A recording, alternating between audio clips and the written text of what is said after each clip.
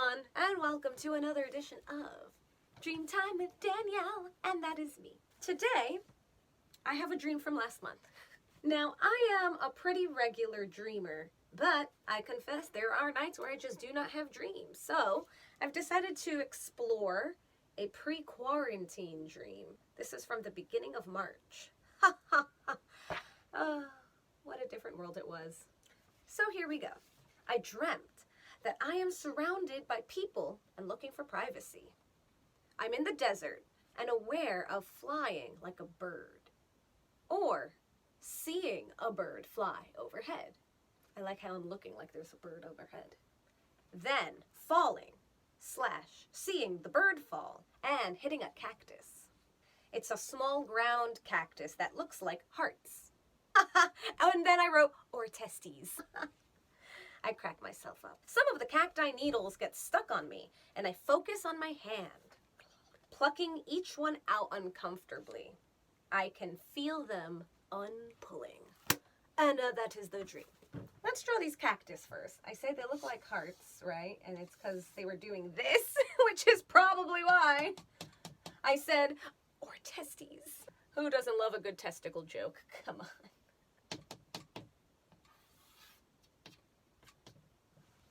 Okay, so these are the cacti. Together they look like hearts. Aww, or testicles. And then flying like a bird, but also seeing a bird fly. I'm like a bird. I want to fly away. So the dream starts and I'm like, gee, I sure could use some privacy, and immediately go to the desert. Go hard or go home. So flying, freedom, the ability to travel. Huh, yes, yes. Yes, I'm resonating with this dream right now. I miss traveling. Now I have to say, I am home safe, I'm quarantined, and I prefer it that way considering everything that goes on. But in my natural state, in my natural habitat, I am absolutely a gypsy spirit, and I must travel. I'm compelled, I must do it. Whether it's boat, bus, plane, car, train, I do not care, but I want to go fast. Bicycle, tricycle, maybe not a tricycle. No offense to tricycles. You know what, tricycle, let's give it a try. I just need a tricycle that's big enough for me. Unicycle, I have never tried, but who knows, I ain't dead yet. Ha-ha! Point is, I love it to travel. I like to move faster than my own two legs, although I do love to walk. I can run a little bit. Fun fact, I used to be on the track team. Double fun fact, it was because I had a crush on someone on the track team, and then he graduated. Danielle left the track team shortly afterwards. Freshman year of high school, so pure. Traveling, boats, flying. So flying tends to cover more distance, so I would say long distance traveling. And then the desert, which is considered barren land. It's not a lush jungle, it's not an urban city, it is the desert. So, desert, extreme. Excellent, so glad we covered that. And it's from both perspectives, mine and the bird. Actually, no, mine and seeing a bird. So I'm physically flying, woo, and I'm seeing a bird doing the flying, which is sort of expected. But then I watch the bird fall, right? That implies falling. And then I get up. So if I was to say, I am a bird, because remember, we are always ourselves, and we are always the objects. So let's do this. I am Danielle.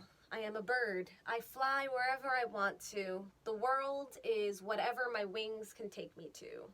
I love the sun on my back and the wind in my feathers. I can travel all over the world.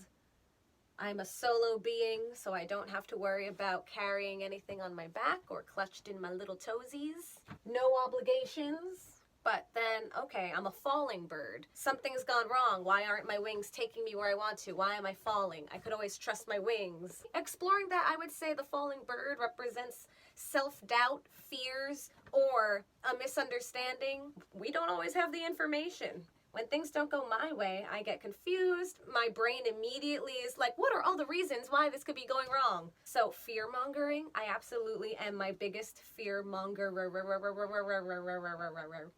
Fear-monger. Fear-mongerer. Cool, we almost got stuck in a pattern. So, bird falls, lands in the cacti. So I'm Danielle, I'm the cacti. I'm just living here out in this desert, doing my thing. I drink up whatever water I can find so I can grow big and strong. And I say it looks like hearts, right? I would say the fact that I, as a cacti, can grow in the desert shows it doesn't matter how extreme situations are, I will find a way to grow. I like that. And then my hand. Ouch. First of all, can we just address, I mean, we are looking back at this with modern eyes. This dream is a month old. And seeing that I hurt my hand in the dream, and all of our hands are hurting these days with how much we're washing them, really stands out to me. Hindsight is 20/20. I'm fine, it's fine. I will remember you. I remember hands. I remember hand holding. God, it was good. High fives, handshakes. Don't you know that's how I got my physical contact in? Hands. Let's discuss. Hands are like my favorite subject. Hands are like my favorite body part. All humans have them. And they're all unique. Everyone has different hands. They have hands that reflect the character of the person. Some people have hands that represent the type of work they've done. Other people have soft, squishy hands. Some people have veiny hands. Some people have short hands. Other people have long, wide hands.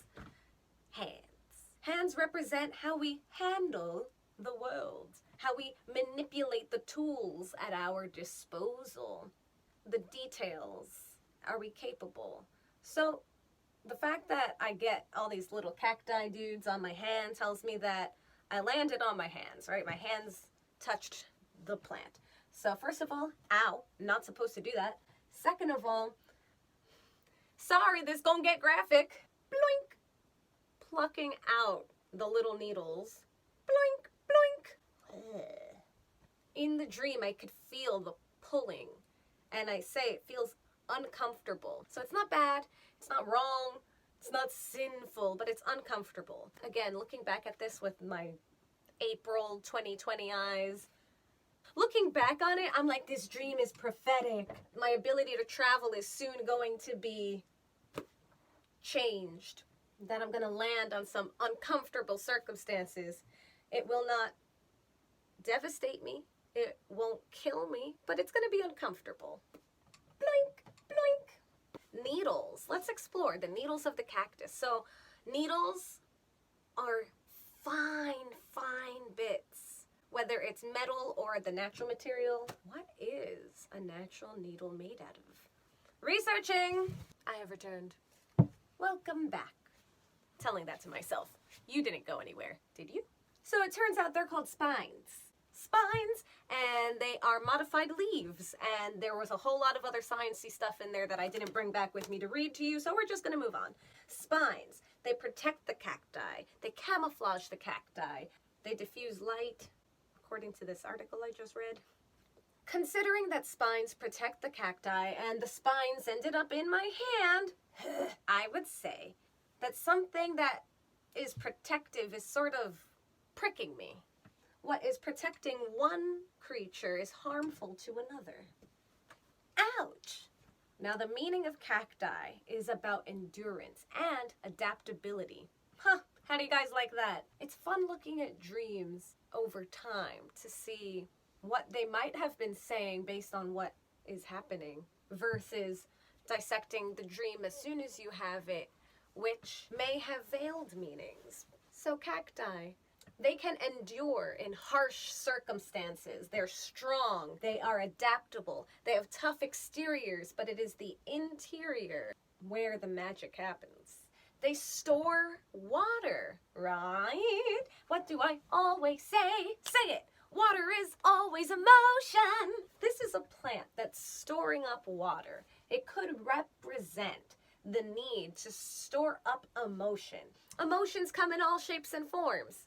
Fortitude, endurance, those are emotions. I will endure. Yes, and so we shall. As well as being covered in spines. I know that I'm protected by something, even if it may not be pretty. Even if it may not be comfortable. There's more than softness to meet the eye. Cacti. They're hardcore! Hardcore! So looking back, a dream about travel changing, landing on uncomfortable circumstances, but ultimately being okay is a great sign. A nice simple shorty. Some of my dreams are so intense. I was reading back in an old journal and one dream just went on and on and on for days. Or at least pages. Maybe one of these days I'll break one of those dreams up into parts and we'll explore all the symbolism inside. But for now, I hope you've enjoyed joining me here today.